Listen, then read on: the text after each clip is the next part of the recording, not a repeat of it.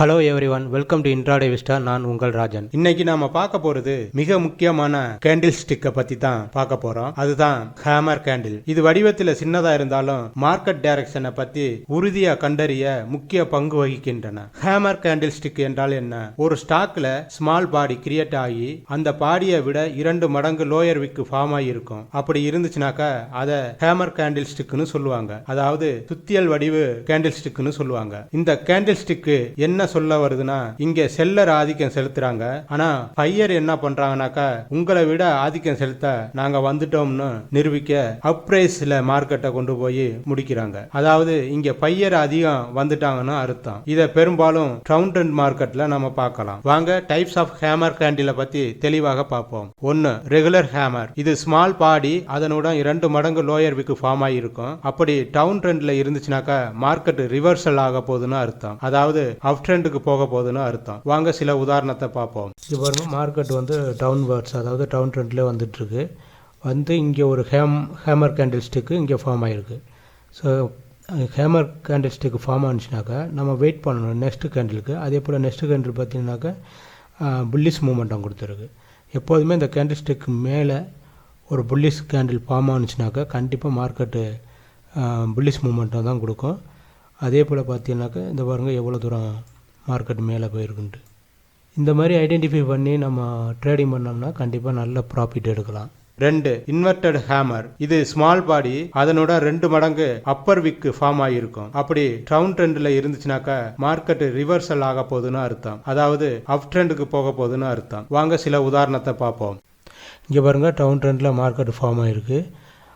அதில் பார்த்தீங்கன்னாக்கா ஒரு ஹேமர் ஐக்கான், இந்த பாருங்கள் ரெட் கலரில் இருக்கிற ஒரு ஹேமர் ஐக்கான் ஃபார்ம் ஆகிருக்கு. பட் அதுக்கு பக்கத்தில் உள்ள கேண்டில் புல்லிஷ் மூமெண்டம். ஆனால் இந்த புல்லிஷ் மூமெண்டம் இந்த கேண்டிலுக்கு மேலே இருந்துச்சுனாக்கா இங்கேயே ஸ்டாக் மேலே ஏறி இருக்கும். ஆனால் அது கீழே கொடுத்ததுனால பார்த்தீங்கன்னா அப்படின்னாக்கா இங்கே செல்லர் இருக்கிறாங்கன்னு அர்த்தம்.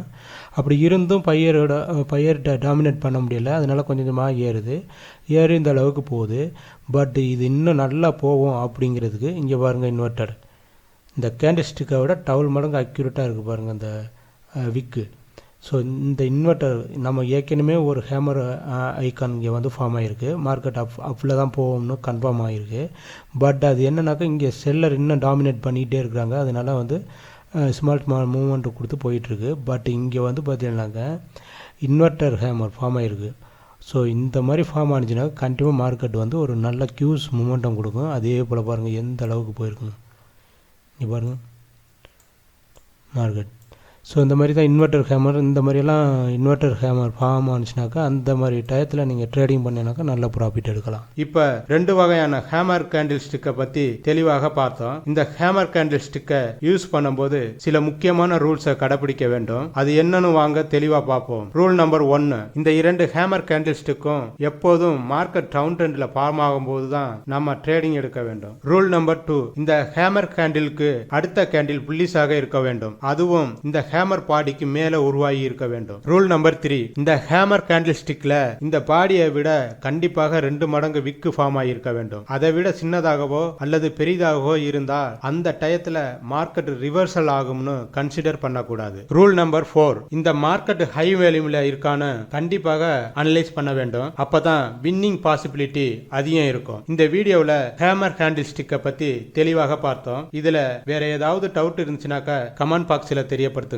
இந்த வீடியோ உங்களுக்கு பிடிச்சிருந்து எனக்கு ஒரு நன்றி சொல்லணும்னு தோணுச்சுனாக்கா சப்ஸ்கிரைப் மற்றும் பெல் பட்டனை பிரஸ் பண்ணி அந்த நன்றியை தெரியப்படுத்துங்கள். Intraday Vista. நான் உங்கள் ராஜன். நன்றி.